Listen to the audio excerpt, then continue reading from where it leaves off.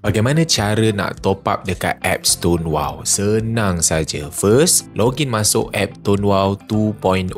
Logo dia macam ni guys. Nak login, masukkan IC ataupun pasport anda dan kemudian masukkanlah password. Untuk kali pertama, anda akan diminta untuk create password dulu. Lepas dah create password, anda akan login masuk dalam apps tu dan dia akan minta anda pula untuk create Wow Cash PIN. Ini adalah PIN keselamatan. Jika anda nak buat apa-apa transaksi nanti dekat dalam apps, dia akan minta anda masukkan PIN keselamatan tu. Okey, bagaimana nak top up? Senang saja. Pertama, klik button top up ni. Kemudian, klik select amount.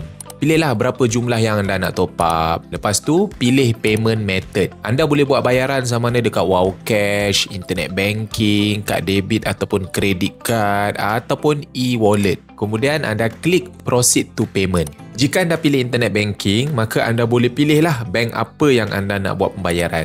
Lepas tu, klik pay. Teruskan je dekat bahagian pembayaran macam biasa. Lepas dah selesai saja transaksi, dia akan loading lah untuk proses. Anda tunggu saja, jangan ke mana-mana. Lepas dah selesai, dalam masa 3 minit biasanya duit akan masuk dekat dalam credit balance anda di sini. Kalau dah 3 minit masih tak apa-apa dekat situ, anda boleh refresh.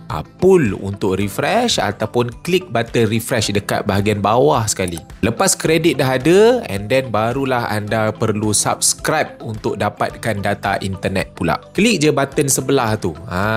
Pilih plan apa yang anda nak. Kemudian klik subscribe. Bila dah langgan plan data, macam biasa dalam masa 3 minit, plan tu akan muncul dekat bahagian bawah ni. Anda boleh semak baki data dan juga tempoh bila plan data anda akan tamat. Pastikan anda top up lagi sebelum plan data anda tamat. Rujuk dekat validity ni. Okey. Jadi anda hanya perlu top up saja sebab bila tempoh harinya tu dah kosong, maka automatic sistem akan auto renew plan data yang sama dengan tolak kredit yang anda baru top up tadi tu. Data yang tak habis dia akan bawa ke depan.